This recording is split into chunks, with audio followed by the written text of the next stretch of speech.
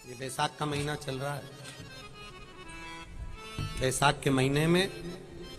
मिट्टी के पात्र में जल रखा जाता है और मिट्टी के पात्र का जल शिव जी को समर्पित किया जाता है। बैसाख चरित्र स्कंद पुराण में उठाकर पढ़ना कि आखिर मिट्टी के पात्र का जल बैसाख के महीने में शंकर को क्यों चढ़ाया जाता है। अगर मिट्टी का पात्र भी नहीं हो, तुम्हारे घर में मटका हो, सुरई हो, वो भी नहीं हो, तो एक दिए में मिट्टी के पानी भर लो और वो पानी तांबे के कलश के अंदर जो पानी है उसमें मिला लो। पर मिट्टी का जल शिव जी को क्यों चढ़ाया जाता है? स्कंद पुराण के अंदर बैसाख महत्व में लिखा कि जो अधोगति में मर गया होता है, अचानक मर गया होता है, एक्सीडेंट में मर गया होता है, उसकी जीने की और तमन्ना थी, अचानक कोई बीमारी लग गई और मर गया,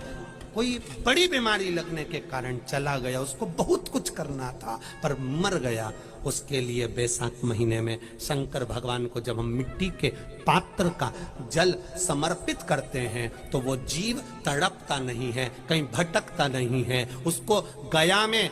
पितरों में मिलाया कि नहीं मिलाया, बद्र विशाल में ब्रह्म का पाली करी कि नहीं करी, कभी पिंडदान कभी तर्पण तिलांजलि हुई कि नहीं हुई, पर मिट्टी के पात्र का जल बैसाख महीने में शिव जी को चढ़ाया जाता है तो वो जीव कहीं पर भी हो उसकी मुक्ति हो जाती है, उसका मोक्ष हो जाता है।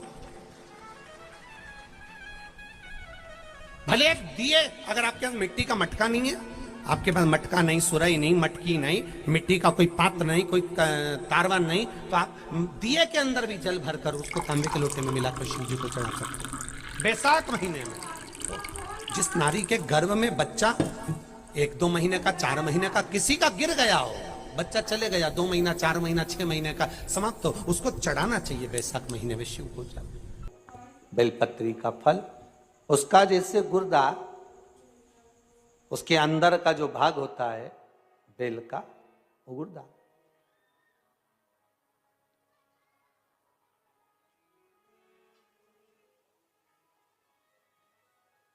उसको अग्नि में जलाकर उसकी भस्म तैयार कर कर छान कर जब जब आपके यहां विद्वान ब्राह्मण शिव जी का अभिषेक कराते हैं, पूजन कराते हैं, तो उसमें लिखते हैं पूजन के साहित्य में बेलपत्री, धतूरा, दुर्वा, ये उसमें नीचे लिखेंगे भस्म।